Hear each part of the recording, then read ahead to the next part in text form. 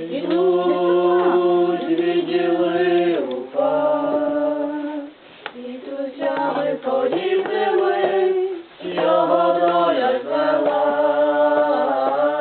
і пішов він до рідної, до своєї упав, і поглянув останнє, ніби це є вікно, де летіла кохана я.